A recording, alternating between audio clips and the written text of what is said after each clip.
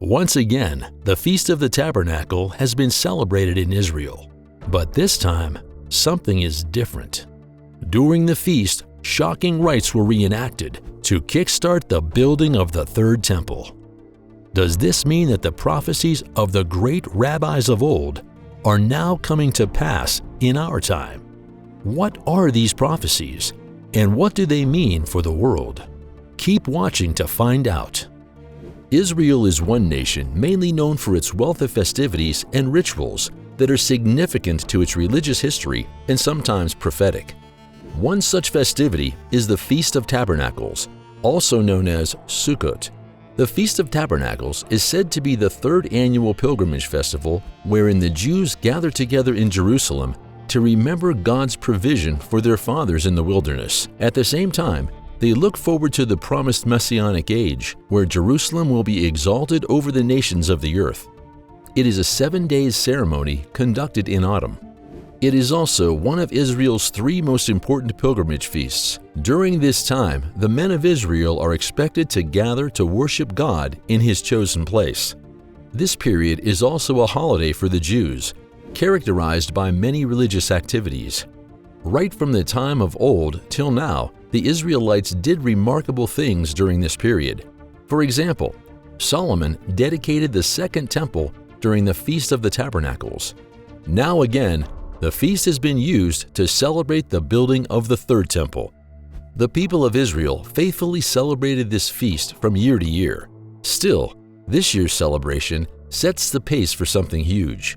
Finally, the water libation ceremony has been reenacted to kickstart the building of the Third Temple. You might not know how huge this is, but we'll explain. The water libation ceremony is known in Hebrew as Nisach Hamayim, a big part of the Feast of Tabernacles. This ceremony usually takes after the required daily sacrifices must have been made. Thus, the water libation ceremony is characterized by the drawing of water from the salom at night, which would be used for the libation the following morning. Within 7 days of the celebration, the priesthood would climb on a ramp into the temple court and pour the water right into a jug that would drip directly on the altar. But do you know what the water libation ceremony stands for? Let's take a look at its significance. The water used for the libation ceremony is not just any water. It's obtained mainly from the stream of Gihon. King Hezekiah directed the spring into Jerusalem through his tunnel, and the water flowed into a pool known as the Pool of Siloam right through Jerusalem. Consequently, the Pool of Siloam has served many important religious purposes within Jerusalem. It was used for the red heifers ordinance as well. Let's take a look at what this ordinance is. In the old time, Moses was instructed to mix the ashes of the red heifer with flowing and alive water. This ordinance was used to purify the people when they became unclean by sprinkling it on them. Therefore, to carry out this ordinance, the priest also needed fresh and flowing water, and the Siloam was that water within the walls of Jerusalem. It was a symbol of purification. In fact, when Jesus performed the miracle of restoring the sight of the man that was blind from birth, He asked him to wash in the Pool of Siloam. Could the reenactment of the water libation ceremony speak of the people's purification as they await something big? Now, let us connect this to the building of the Third Temple. As earlier said, the water libation ceremony was reenacted in preparation for the building of the Third Temple. However, the building of the Third Temple had been widely anticipated because of the prophecy that had been made a long time ago. The prophecy reveals that once the Third Temple is completed, it will usher in the second coming of the Messiah, which will bring an end to the current chaos in the world. The devil will finally be defeated, and humanity will be restored. As of this prophecy, the Jews believed that the building of this temple would be immediately awesome in the presence of God on the earth. Many would come to worship at the temple, and man would have a closer relationship with God. How true do you think this is? Let's talk more about the Feast of the Tabernacle and the reenactment of the word of libation ceremony. Consequently, the event took place in Jerusalem with a multitude led by a priest called Kohanim. Musical instruments played by the Levites took over the atmosphere. The event began in Shar Hashpat, where people joined the priest and the Levite, dressed as mandated by the scriptures. Together, they went through the old passageways led by musically skilled Levites. They passed through these passageways into the valley below the Temple Mount, singing Jewish songs. A group of distinguished rabbis led this ceremony under the leadership of the founder of the Temple Institute, Rabbi Yashriel Ariel. Now here's a quick rundown of the activities of the libation ceremony.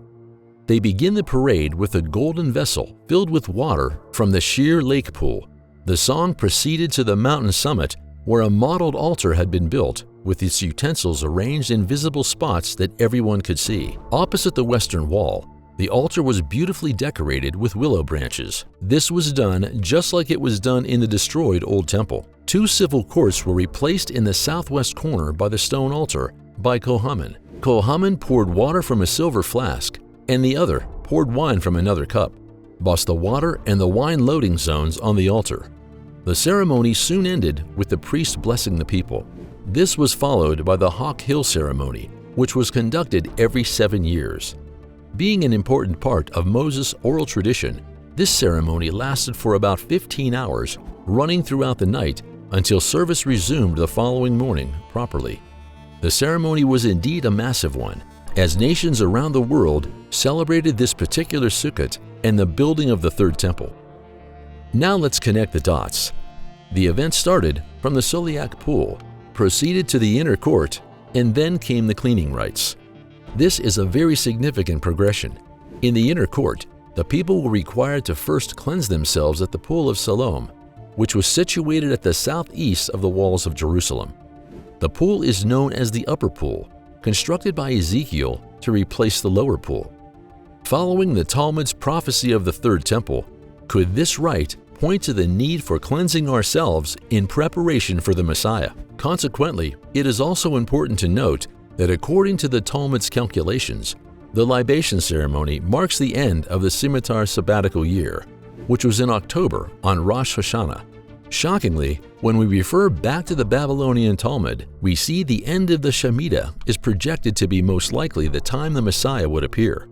The prophecy says the Messiah will appear in the first year after the Shemitah. The prophecy also describes other events that will happen to provide proof that it was trying for the Messiah to really appear. The professor says he would rise up the fallen tabernacle of David on that day. If we are on the same page, we should be thinking about the third temple at this point.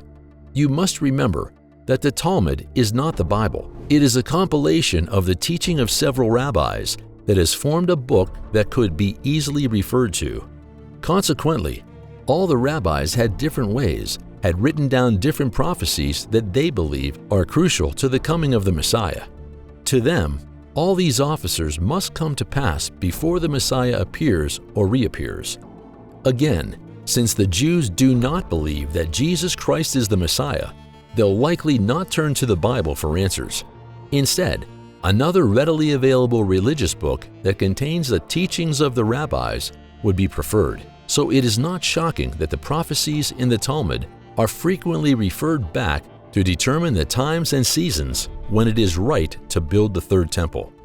Consequently, what we see the Jews doing today shows that they are using these professors of robbers of old alongside major world events to determine when the Messiah will come. This is also the inspiration for the building of this third temple. But could they be right? Are we really to expect the appearance of the Messiah in our time? Well, we must also consider the Bible's stance on the matter. According to the Bible prophecy, the Messiah will not come until the Antichrist and the son of perdition come. This prophecy says that the Antichrist would mislead many people to his own side before the Messiah finally shows up. As such, we must scrutinize every form of prophecy before deciding who we will call the Messiah. We do not want to be following the son of perdition in the end. We've come to the end of this video. Thank you for watching till the end. But what do you think about all that has been discussed today? Do well to share your thoughts in the comments section below. And if you found this video to be helpful, feel free to like it, share it, and subscribe for more of its kind.